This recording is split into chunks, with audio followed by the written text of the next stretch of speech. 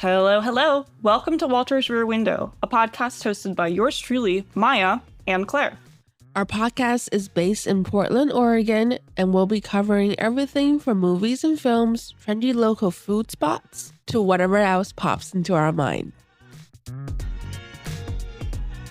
Hello, everybody. So today we are going to be talking about ice skating in Portland. Now, I would say Portland has a very interesting history when it comes to figure skating. We have the grand dame, Miss Tonya Harding, who is banned from U.S. figure skating. Ever controversial.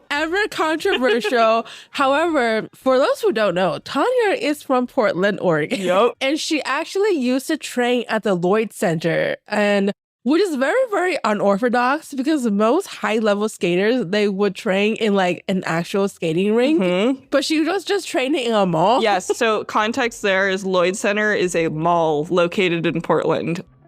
And it is, at the time, was like a huge like hub of, like economic stimulation. Like there was a bunch of, like it was busy. People were there all the time. It was like a big mall. And Claire, give us a little background on who Tonya is. For those of you who don't know, Claire is our resident figure skating expert. I will get into it. Let's go. But so Tonya, Miss Tonya Harding, she was born in 1970. She's currently age 53. However, during the peak of her career, her rivalry with American sweetheart Nancy Kerrigan was very well documented. Oh, yeah. And it led to, it's kind of odd because Tonya was kind of known as like not the ice princess. Mm-hmm. She was kind of known for being a little more redneck, like a little more, she lived in like the trailer neighborhoods, which is totally fine, but not generally what you expect to see in a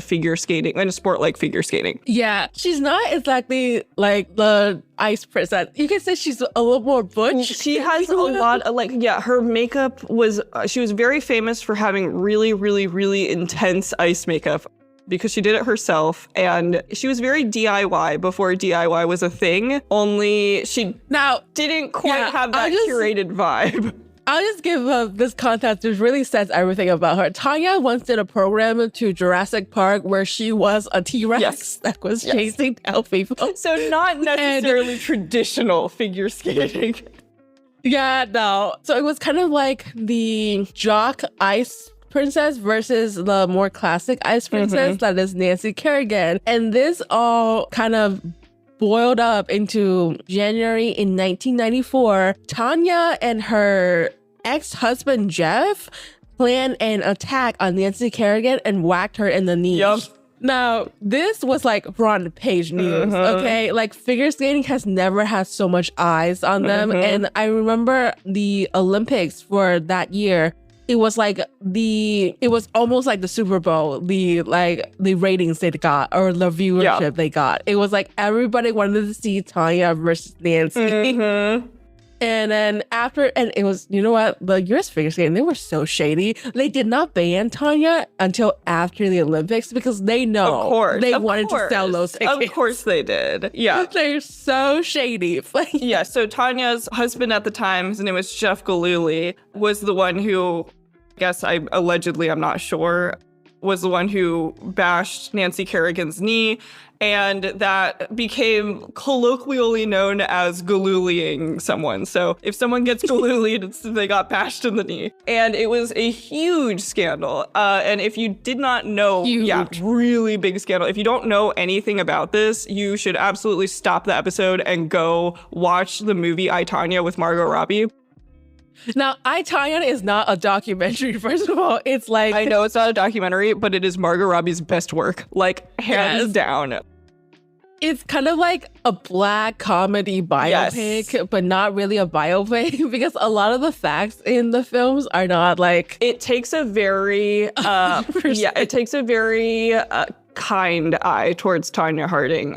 Yeah, like for example, in the movie, Margot Robbie playing Tonya says that her and Nancy were friends, but Nancy Kerrigan after the movie like came out and was like, we were not friends. I believe it. It's so funny. Like, it's such an interesting. I love when this stuff happens in real life, and these are two real life people, and it's so funny to think about. Because, like, I mean, Nancy Kerrigan, when she got the medal that she got, the look on her face was so, like, she is just very, I do not condone ever anybody getting hurt on any level, but Nancy Kerrigan definitely received a certain amount of traction after that event that kind of put her in this, like, not necessarily different light, but really exacerbated her spot as quote unquote, like, the ice princess.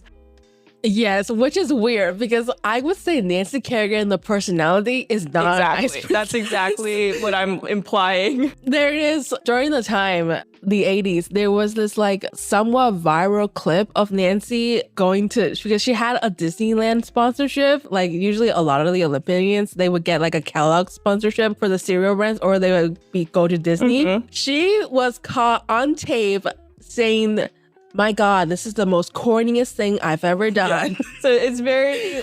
And a lot of people were like, oh my gosh, she's such a brat. And that is Nancy. Like, so Nancy didn't actually win the Olympics in Lillehammer. It was right? Oksana Bayul of Ukraine who won. And Nancy, because they couldn't find the Ukrainian flag, so they had to wait a while to go down podium.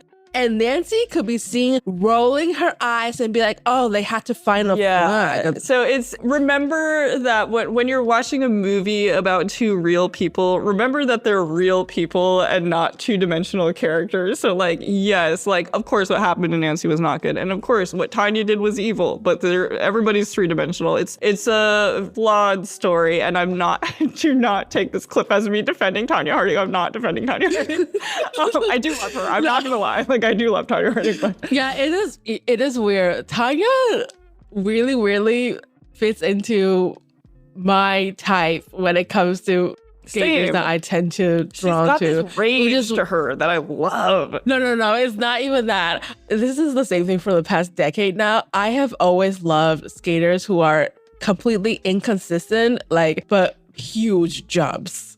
Like, I love Carolina Costner, who's an Italian figure skater, and she's beautiful. She's kind of the actual ice princess, but she was so inconsistent in her performance until the Olympics in Sochi, when she won a bronze medal. And I also loved Gracie Gold, who is from Newton, Mass. So I'm also from Massachusetts, so there was that like intangible like connection. Mm-hmm. She was also very inconsistent, but with really beautiful, huge jumps. And actually, on a side note, speaking of Gracie, her memoir, Out of Shape, Worthless Loser, a memoir of figure skating, fucking up and figuring it out, is one of the best reads ever. Like, I highly recommend it, and I would recommend the audiobook version because Gracie actually narrates her own memoir in the audiobook, and it is so interesting to get the tone of it because Out of Shape, Worthless Loser is about her struggle with mental health, especially with eating disorder during the time when she was a competing figure skater, and it's a read. It is such a read, and she's so sarcastic and funny at times, but also incredibly like shady and also sad. I love it. And three-dimensional. That's what I'm saying. Like, yeah, and she was like, during the time she was competing, she was like volunteered by US figure skating as like these ice princess, like the next Nancy, and she's just so not that in real life, which is like so interesting. But yeah, like, I have a type. I like an inconsistent girl with big jumps. Like, my current favorite is Anna Pazzetta from Italy also, mm-hmm. and she's also inconsistent girl, huge jumps. Love it. I think that's so interesting. Figure skating, and especially like any sport that requires that level of training and is that inaccessible, always has a very interesting dark underbelly to it. There's always another side of it that we don't always see. So I think the stories that end up coming out of it are completely fascinating. Yeah, and currently, as we're recording this, the new figure skating season is going on, and I believe the World Championship will be in next month. It's going to be in Canada, I think. Okay. Oh my God, this is so funny. Okay, so the 2025 World Figure Skating Championship is going to be held in Boston again. Oh, wait, that's awesome. And this is so funny because the last time I was at a figure skating competition was the 2026 one in Boston. That's crazy. With Gracie. Dude, you have to go. The free program and end up in fourth place. Wait, you have to go now. That's so cool. I know.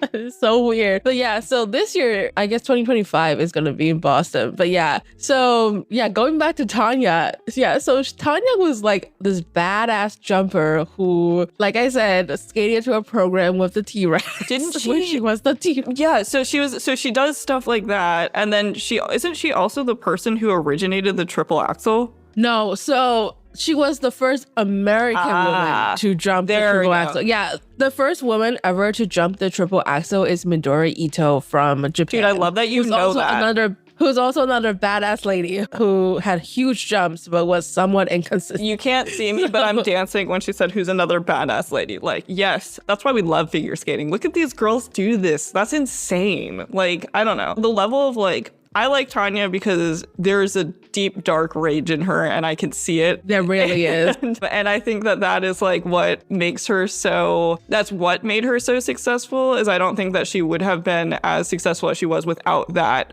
need to compete on that level. But also like, yeah, I mean, later after she got banned from US figure skating, she also became a boxer. Which I love. Like, so there, it's deep inside of her. Yes. So this is all of this is background because Tonya, when she was when she started at 4, she was at the Lloyd Center learning how to skate. Yes. So cut to the present day. This was when would that have been, Claire? Do you know? It would have been at least during the 70s. Okay, wow. So like a long time ago. 1970s, yeah. And that probably... Because she started when she was 4, so yeah. Mm-hmm. Okay, so... It would have been the 70s. Yeah, so that would have been like more when the Lloyd Center was like a peak center of commerce and like really actually was good for the economy. Now, cut to the present day, 50 years in the future. It is now 2024. I myself went to the Lloyd Center for the first time since moving to Portland. It's been on my list for a long time because of Tonya herself, obviously. It does now have a bit of a reputation for being a little bit dangerous and not in a great part of town. There have been like a history of like just generally violent interactions happening there, some like gang affiliation things. So like I was feeling a little nervous about it because I was like, I don't know, like we'll see. And then when we arrived at the mall itself, it's a huge mall. But when we got there, we pulled in and it was well open by the time we got there. Like it had been open for like 2 hours by the time we got there. And we pulled into the lot and it was completely empty, like not a single car in the lot. So that was immediately like, I was like, okay, now I'm like even more nervous. Now I feel a little, okay. So we drove up a level to see like, okay, let's just make sure like there's got to be someone here, right? Like we cannot be the only people who are going to the Lloyd Center on a Sunday afternoon. And so we drove up a level. We saw like 4 cars. And we're like, all right, you know what? That's good enough for me. At least that's something. So we parked our car up on the second level of the lot and we walked in and the mall was completely empty, like entirely empty. And it was like kind of uncanny. It was almost like a liminal space. You know, did you ever study liminal spaces in college? Like that was a really big thing. Yeah. Yeah. And like, yes. It very much felt like that. Like it felt like I wasn't supposed to be there for a long time. Like it was just like a transitional space. And because it kind of is, like it clearly isn't going to remain a mall. It's failing. It's not succeeding as a mall at all. So like it's definitely in flux, like what is going to happen with this space? Because I do believe it's actually like a historical landmark. So they can't like tear it down and start over. So I think it feels like a liminal space because it is. But when we walked in, it was weird. Like it would be a great place to film. Like if you're looking for a spot to film a music video and you need like a lot of room and like a bunch of different kind of weird situations, this is totally the place to go. But we walked in and we're walking down the halls, like not a single soul. It's me and Wyatt. Like we basically, I feel like I could put on a show and like nobody would know. Like there's not a single person to notice. So we're just like walking through the stores. Every single shop is closed, but not every single shop is like barred off, if that makes sense. Like some of them are just open and the lights are off. So like you could go in and... Oh, really? Yeah. So that made me feel even more nervous because I was like, that feels like, I don't know, like you're asking for people to steal from you, but whatever. So I was like, I don't know, like this is so weird. It's completely empty. Like there are lights off in most of the stores. A lot of them do have the bars over them, but some of them don't. And then like it's weird because a lot of the stores that were filled before, like I saw an old Loft store, but when you looked inside, Loft is like a women's clothing, like kind of like a not JCPenney. Oh God, now I can't remember the name. J. Crew, like kind of like J. Crew vibes. Okay, so a little bit more high-end. Upscale women's clothing.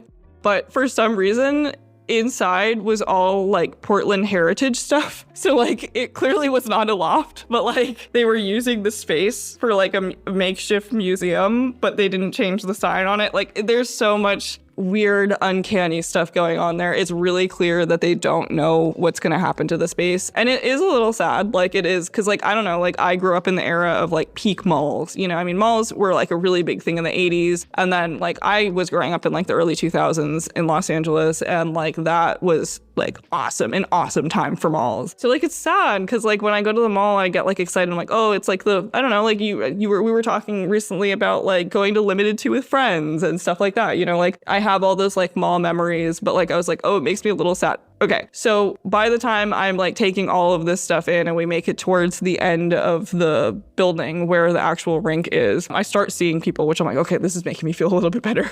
At least there are other people around. And every single person that is in that building is there for the ice rink. There is like pretty much not a single other open business. Basically, it's the ice rink, the ice rental shop, and a Cinnabon and an Auntie Anne's. So if you're looking for anything cinnamon or to go ice skating, Lloyd Center is your spot. But pretty much nothing else. The rink itself, first of all, it's really cool because like it's not very cold in the building.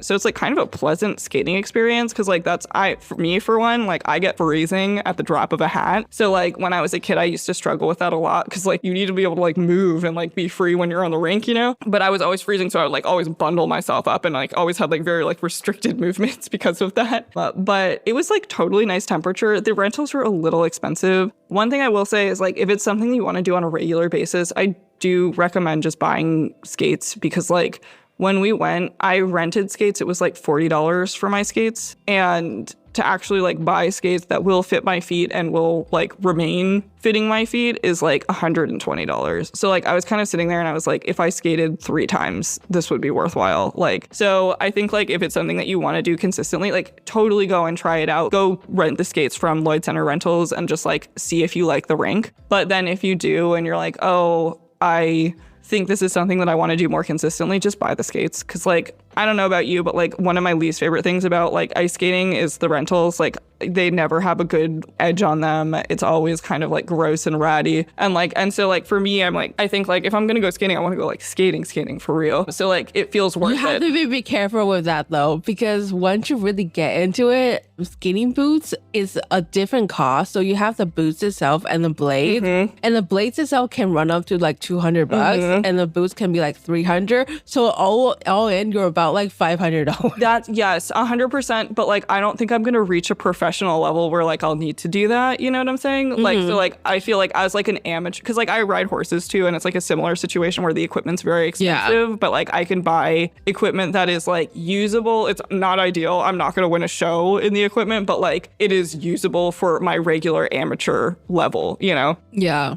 And the rink itself, like, I would say it's smaller than I thought it was going to be, but bigger than I thought it was going to be at the same time. Like, because I was trying to imagine. Well, it became smaller, I believe, in like 2016 or something like that, I think. That makes a lot of sense because Wyatt actually, when we were on the rink, he made that comment. He was like, it looks like this used to be bigger. And I was like, I vaguely remember Claire saying something like that about the rink. Yeah, it used to be a much bigger rink when in its heydays, and then they made it a little bit smaller. That makes sense. And became a oval shape because it usually be like a standard rectangular rink. That was the one that most ice rinks are now rectangular, but it became a smaller and became oval shape, yeah. So. One thing I will say is there are a bunch of kids there, and we did see the head coach there who was training with one of her students, and the head coach's student was good. Like there are some little ice skating prodigies there. as there were in the 70s still. So it was like really fun to see that. I mean, like you see these little champion children like jumping and spinning and doing all this stuff, and it's kind of awesome.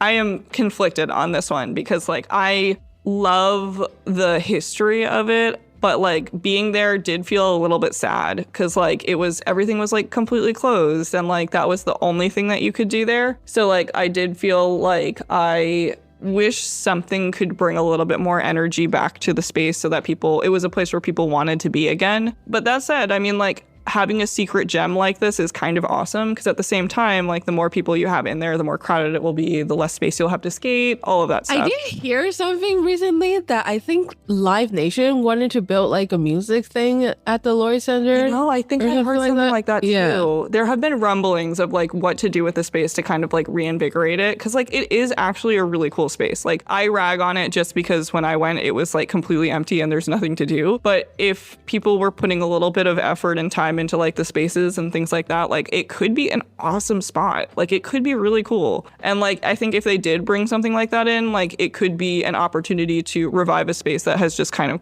dilapidated over the years, you know? Yeah, like I remember hearing that they wanted to turn it into like a music venue or something like that, which could be interesting, like another kind of similar to the Moda. That's what it is, right? Yeah. Where the Gorillas played. Yeah. What is it's that like called? a conference center. Yeah, the Moda Center. Yeah, the Moda Center. That could become kind of like the Lloyd Center. Yeah. That would be kind of interesting. The space has potential. Like, I hope they do something cool with it. I hope it's not just some like big corporate thing, but I also like, I mean, some cool stuff has happened there. Like, we really should you should go check it out. If you're a Portland local, check it out before it isn't a thing anymore, you know? Check it out before it changes vastly, because I think we're kind of coming up on the tail end of when that might end up happening. So go see a little bit of Portland history and go ice skate. Do you think they would take the ice rink down, or do you think they would keep it? I kind of think they would keep it. It is like really and truly the only thing that's bringing people to the mall right now. Like genuinely, that was the only space that there were people. So it kind of wouldn't make any sense to me. And it's also like a beloved Portland spot. Like people are like, oh, the Lloyd Center, but I love the ice skating rink. That's like always how it goes. It's always like, ooh, the Lloyd Center. Oh my gosh, but the ice skating rink's fun, you know? So like, I feel like it would be silly to remove the ice skating rink, but I would not be surprised if that was what they did. Yeah, I would say keep the ice rink. Maybe make the rink back to its like original. Yeah. Rectangular refurbish it. Yeah, make it like a real thing. Refurbish it, because then maybe like a lot more like skaters would go and actually like practice there. That would be kind of cool. One thing I will say that did make me laugh is there is not a single shred of evidence that Tonya Harding has ever been there. Which like makes me laugh. You know what? I'm gonna say this. I think they should lean into it. Like, don't you think? Okay, that is exactly what I said to Wyatt when we walked in. I was sitting there and I was like, listen, I understand you're trying to avoid controversy. If it were me managing this place, her face would be pasted over everything. We would be doing annual Tonya Harding book signing. You know what I'm saying? Like get her to come out. Oh, yeah. You know, she still lives in Oregon. Exactly. I think. Yeah, I'm like, there's a lot of missed opportunity there, I feel. And honestly, like Gen Z, because Tonya came out, like, has more awareness of it than like a lot of people. And because they didn't live through it, they don't have the emotional connection to it. So they kind of find it amusing on this level that like they are separated enough from it to just look at the situation as it is. And I think like they're completely fascinated by that. So I really do think that there's a little bit of a missed opportunity going on there. And Tonya would do it. She's a hustler. That's what I'm she like. She went on Dancing with the Stars. Yeah. She was also on Worst Cook. Exactly. She went to boxer. Like she would do it. I think one of the things is that like skating is so like they try to like avoid controversy. So like, but the thing is, I don't think the Lloyd Center is part of U.S. figure skating. So it's like whatever. Yeah, it like, should be fine. Just bring Tonya back. That's kind of what I'm like. Like I kind, you know what? Let's write a proposal. Send it to them. Yeah. Save the Lloyd Center. Because I know that Tonya is banned from anything that's involved with the ISU or the US figure skating. So she can't go to any skating events or like really make money off of like skating that has to do with the US Figure Skating Federation. But I don't think the Lloyd Center is part of that. So she's fine. Yeah, so she's fine. That's just like get a poster. Yes, dude, I'm so in. Oh my God. You know what we should do is we should just buy a giant cardboard cutout of her and put it there ourselves and see what it does. Like, let's see what happens. Yeah, like I mean, I would be for it. I mean, you know, that would get some buzz. On the internet, That's exactly right? what I'm saying. Like, I think, I kind of think we're onto something here. All right, yeah. So look out for Tonya Harding and the Lloyd Center in the news anytime soon. If you see that 2 young podcasters from Portland have been creating some online buzz with their giant cardboard cutout of Tonya, you let us know. You know where you heard it first. You heard it here first, is what I'll say. Yeah. She kind of has like a cult following, if you will, a little bit, you know? So like, if I was in charge of the Lloyd Center, I would lean in. Same. I would be like, Me too. The Lloyd Center, birthplace of Tonya Harding. Oh my God. I would be mentioning it at every corner. Yes. So go to the Lloyd Center, check it out, visit it before anything more sad happens. And then, let us know what you think. And let us know if you would go if Tonya went. Because, like, I want to get a sense for what everybody else's opinion is now. Yeah, so next week is going to be our last episode, our season end to season 3. So crazy. We're so excited. Yeah, it is crazy. It's insane. I mean, like, I don't know. It's been so much fun. But we'll reminisce. We'll reminisce when it comes out. We'll reminisce. All right, we'll see you next week. Bye. Bye. Tune in next week for more fun convos. And don't forget to follow us at Walter's Rear Window on Instagram for updates.